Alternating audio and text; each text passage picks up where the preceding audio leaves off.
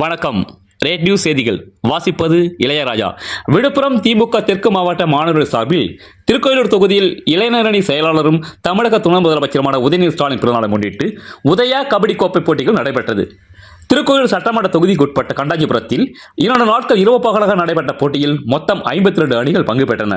மகளிர் கபடி அணியில் இறுதிப் போட்டியில் மருதூர் அணியும் எடப்பாளையம் அணியினரும் மோதின.